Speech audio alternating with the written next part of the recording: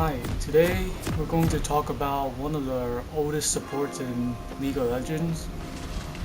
Since her debut in Season 1, Sona has been incredible support in terms of poke harassment and also sustained healing. While she isn't dominant or as dominant nowadays, her impact is felt a lot in lower elos, and also the fact that most people still do not know how to deal with her since she has an easy to use kit. In most cases, people will just say you could play Sona by just pressing buttons. And in some way that is the gist of it, but then you have to take into account in more higher skill cap plays, she's just more than that. So onto Sona's gameplay. So as a Sona in the laning phase, you're relatively squishy, so that would mean that you have to basically aggress on them and then pull back, aggress on them or pull back. Basically, you're playing a poking game along with your AD carry. Notice her health. Her health is very minimum, so you could see why in an all-in scenario, Sona would be the first one to go down. Like, she's even squishier than their AD carry in this kind of case.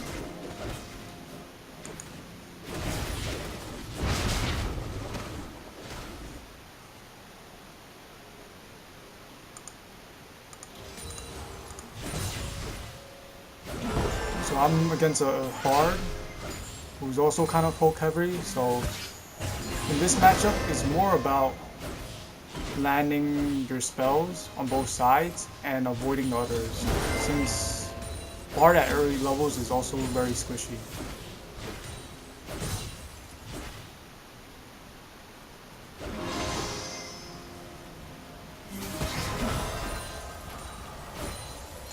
Now I know for a fact that there are people who build what we call AP Sona, in which she builds a lot of ability power, and there's also the side where you build more on the utility. And this game you probably see more of the utility. That really depends on playstyle.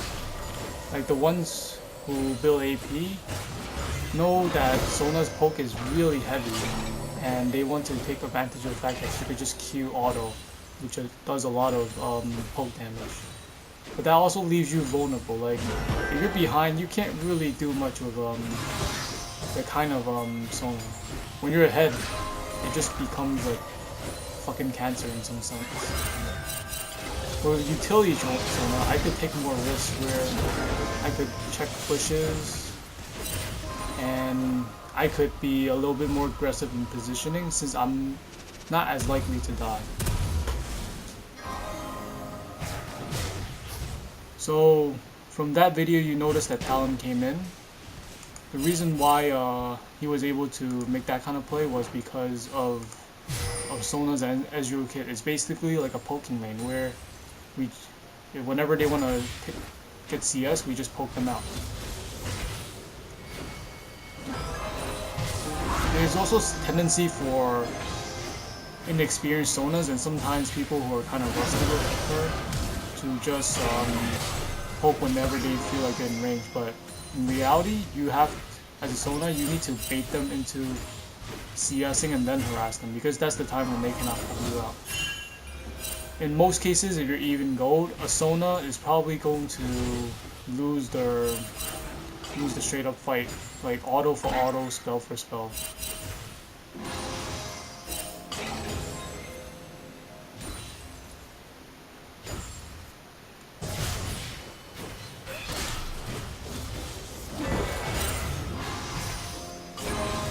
So in this video you just see me keep poking, zone. If they come closer, you just like harass them and then back off. Wait for cooldown, and then another play is made like that again. As for this, at this rate their bot lane is probably gonna lose because Talon got a bunch of kills. I believe Ez also got a kill.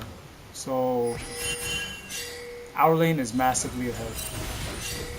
Yes, they got the Dren, but at this point they should know that unless Yasuo snowballs really hard, the game is over, simply because our bot lane is more ahead.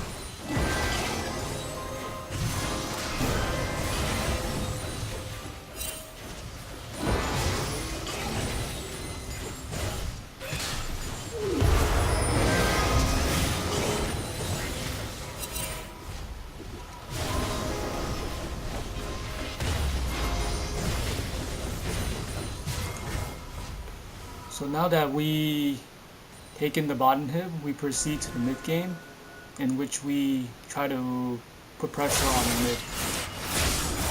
It's a known fact that the Talon is pretty behind compared to the Yasuo, but then as a bot lane, we could put more pressure than the other bot lane if they come to assist the Yasuo. In addition, because we're pretty poke heavy, it's more likely that we're going to succeed against the Yasuo than not succeed against him. See? Notice how the Yasuo try to aggress on me, but I'm a bit too tanky because I'm not... Well, it doesn't show it here, but if you check the masteries that I had, I am 0, 18, 12, which is a standard standard support. On supports such as Zyra and Vel'Koz, if you've ever seen a Vel'Koz support, they're usually 18-12, which is their full offense mastery. Good job, Ez.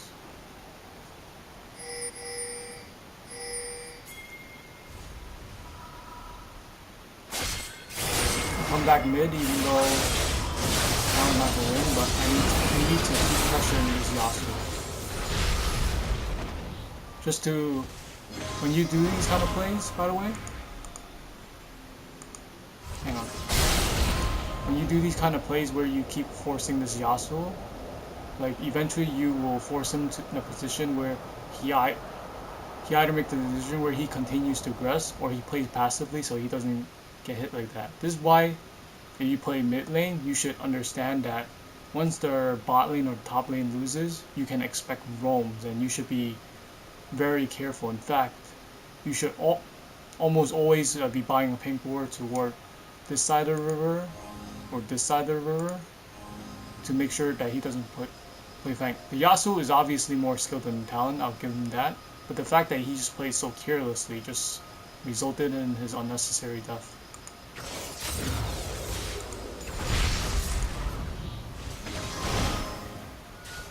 Continue to poke. Eventually this is go down, bro. Okay, you see that? Okay. So this is where the Lee Sin should have been careful. He should probably be more careful compared to the rest of the players because he was dealing the fiddles. There was no vision on this side, save for this. But that doesn't really stop Fiddle, since Fiddle could roam from top lane, from this tri-bush all the way here, just to make the gank happen, which it did. So by that time, it was already too late for the Lee Sin. He should not have been that close to begin with without vision of this side of the jungle. So from there, we're forced to disengage because we lost for one man down, and we're not that strong. Maybe except the Ezreal.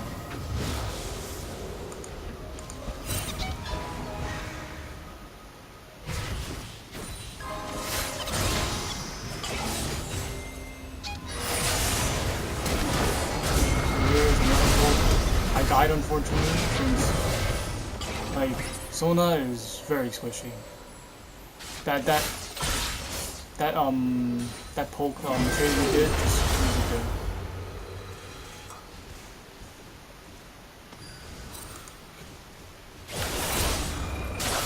From here I built the Frost Queen.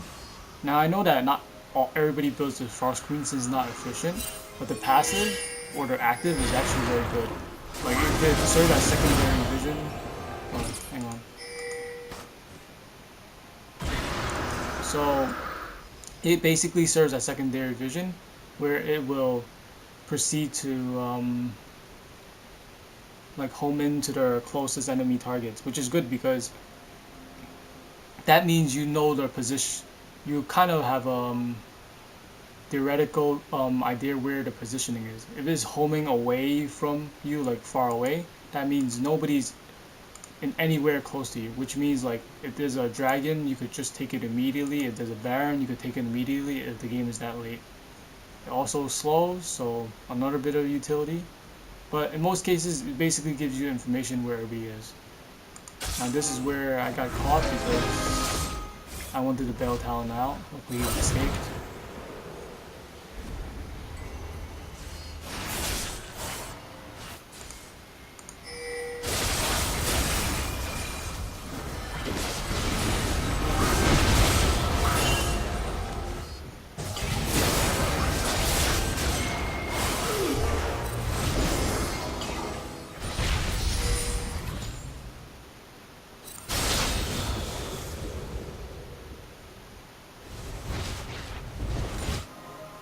As a bot laner, if you're behind, you probably shouldn't push all the way up to begin with. But mentality does play a part where people who just don't do really well begin to do poorly. Oh, let's go back to that. So the reason why this failed, hang on. Alright, so Bart, we got the pick on Bart. And now they're grouping mid. There's a problem with this because the enemy does not have, they have vision here due to Jack showing it, but they do not have vision on this part here, or only this one shows, but not much. And Lee Sin is already coming. They do not see Lee Sin. This push should never be done, or at least they should never be that close to Mumu, especially one with heavy CC. So the AD carry engages on Mumu. You should not do that, especially if you do not know where the enemy is. This basically tells the Mumu, okay, this is the time to engage, to lock them down. By the time the Jax arrives, Mumu still has lots of health, and Talon's already coming. Sona and Ezreal are already speed boosting. This is very great for roaming, by the way.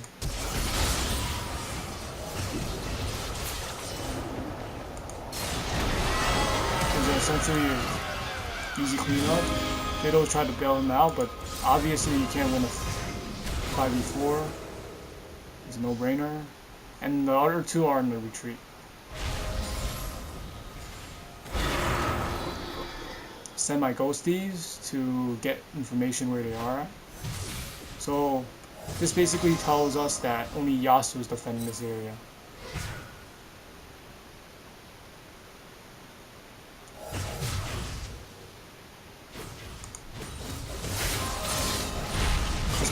It's possible that we could take the turret, but it's a bit risky since Yasuo is still kind of a beast. But then as a 5-man, there's not much you can do. Which is why we're continuously pressuring mid, grouping up while we're doing it.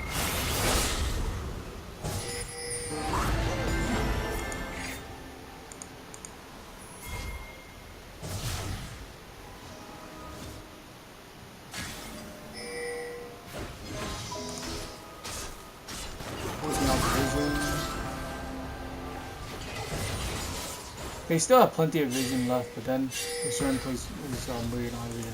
This time I adapted where I figured that Fiddles has a tendency to play around these kind of areas, so I begin like warding this heavily in order to make sure we don't get caught by another Fiddlestick ult. So another thing is, whatever role you play, you have to figure out people's tendencies. Otherwise, you're not really like getting better at the game. You need to figure out how they play and exploit that from them. That's something else that will help you as a player that is not considered mechanical skill, but just pure observation. Can you catch the fiddle? Mumu played it beautifully, and which he lands all his stuns while being a good tank. So because of these kills, it nets us a free dragon.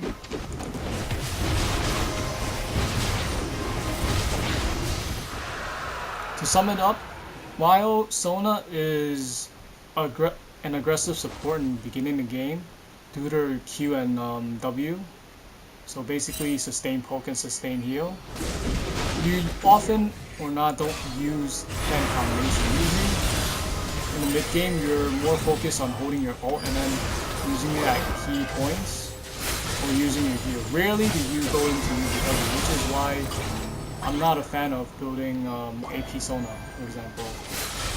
And also, another thing would be your passive. Your passive gives various abilities depending on which spell you put it on. For example, you put it on Q, you do a bit of damage. But then if you put on W, you reduce the damage, which is important in team fight, which is why you have the passive stack at the beginning, and then the E is basically for chasing.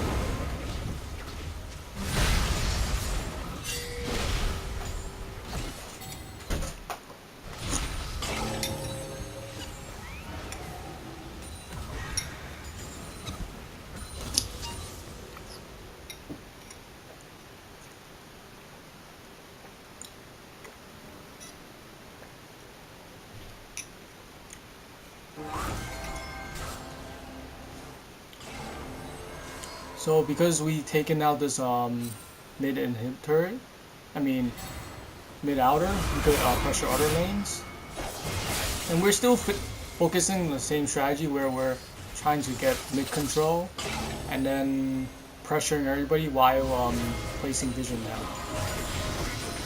But because of our heavy presence in mid, we kind of lost focus on Baron. But at this point in the game, Baron is not going to give them that much of a sizable advantage since their team as a whole is really behind. The Yasuo might be ahead of Talon per se, but his team, even when you add him up, is not ahead. You could tell by this team fight where, yeah, they're still roaming, but we still have a sizable lead around the map.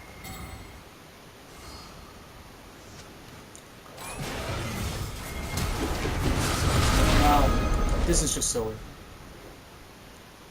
So, because they have Baron, the other team feels strong where they're pushing as a 3-man. There's something wrong with this picture. Again, the vision game.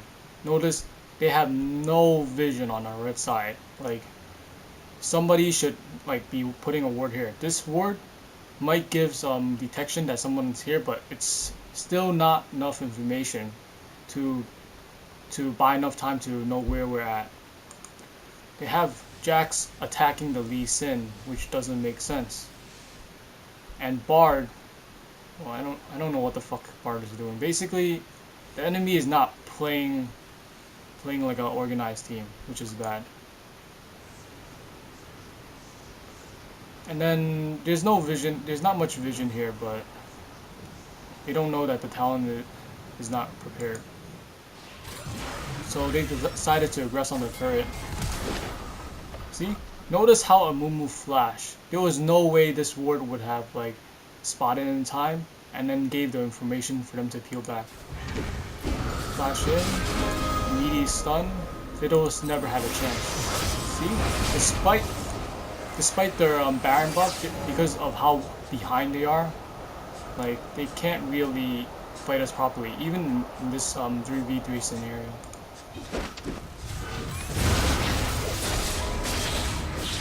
Yasuo go in, but then the whole team is ready to back Ezreal up. And the chase back to the turrets begins again.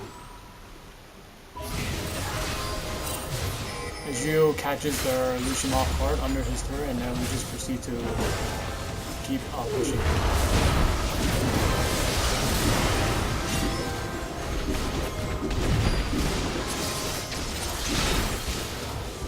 even though in this case we traded two for two, it's still good because we took the Baron off them. Now, whatever way they had to come back from the game is already gone.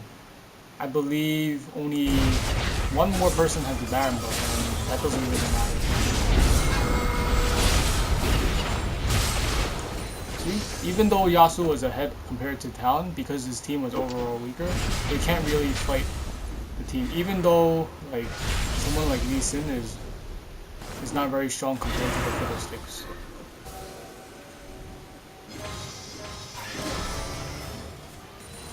In addition, their team lacks a tank line, so then they have no real initiators in proper 5v5, which is why there's kind of no chance they're gonna win, in a sense. We played it well. So I just watch out for the team, continuously heal. Unfortunately, this Talon is a fucking dumbass, so it doesn't really matter. But this is what went wrong. Okay. So, here's the thing. 4 of us are catering out this mid turret. Nothing wrong with that, except the Lee Sin stayed too close, and then he gets caught by the Yasuo. Catches him, and this wouldn't be bad unless, but then the problem is we have no minions to continuously attack this mid inhibitor, and Yasuo, because of his movement, is already coming.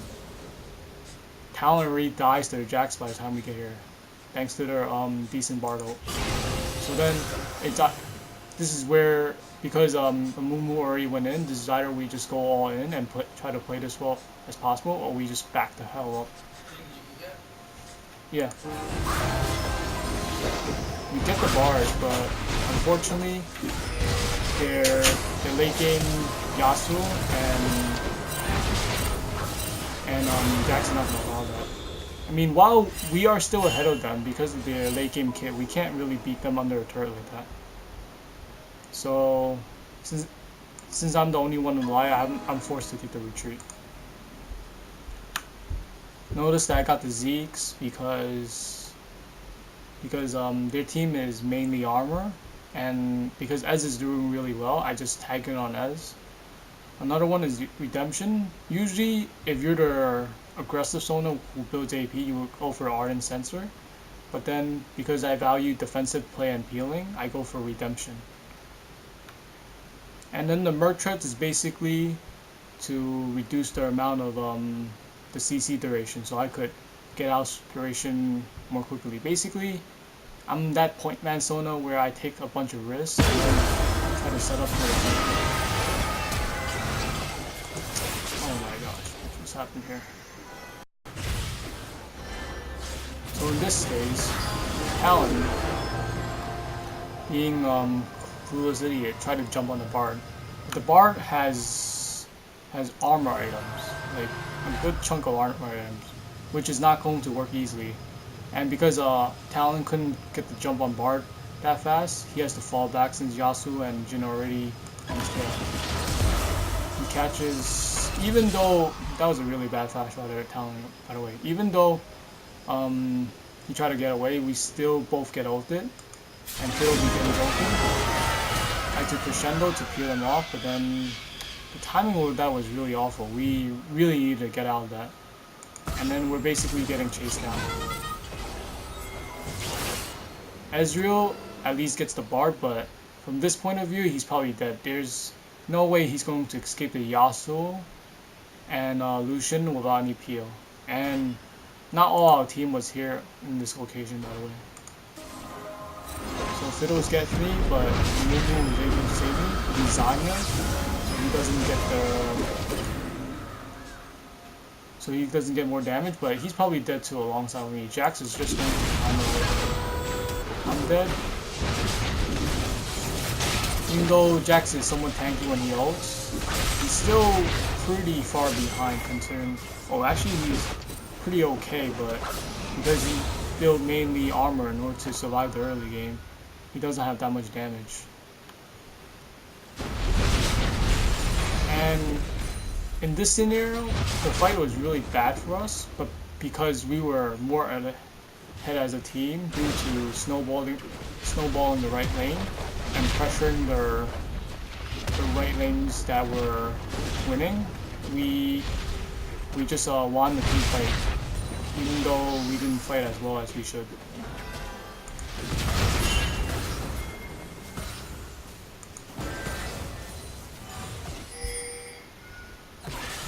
We get the hib, and then at this point we just pressure him. Even though Talon's dead, we have the vision where they are, and then we know they also cannot pressure him, so we just continue to do that.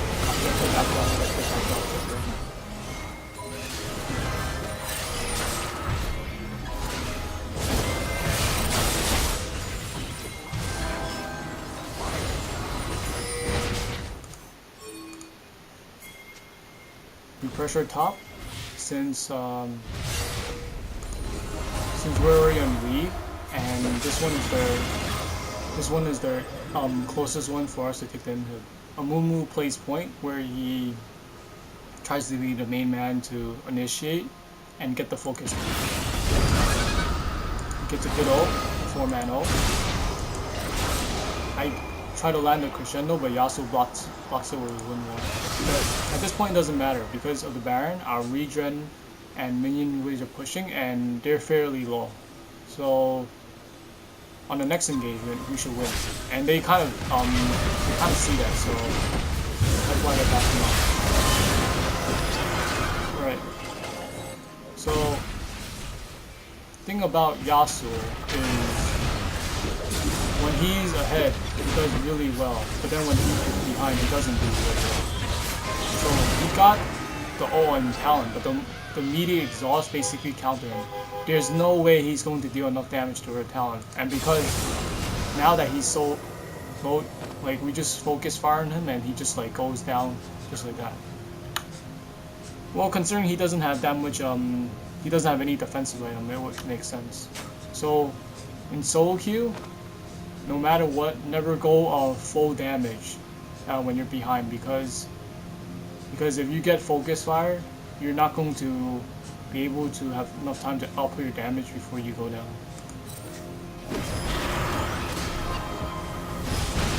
Which is also why I want to point to the fact that you should not build AP Sona when you're losing. And this game is already over. So before I end this video,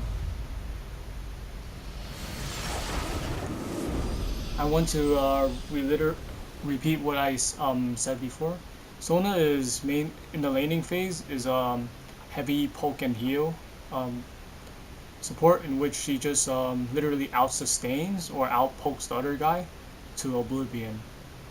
And late game is not that great because most of her kit she can't really use well other than her heal and crescendo. So you should focus on winning your laning phase before you proceed to take control of the map. In addition to that, when you play the laning phase, you shouldn't poke all the time when you're in range. You should wait for the proper time where you could get good pokes without taking as much damage, because that's important. And since there's a lot of skill shot champions through the meta, and it'll probably grow in the future, it's advised that you know how to play against a Thresh Blitzcrank, in which you hide behind minions, poke heavily whenever their hooks are down, and try to play with that mindset where you want to be aggressive, but then you want to control your aggression too. Alright, thank you for watching this video. I hope to make another video next time, and thank you.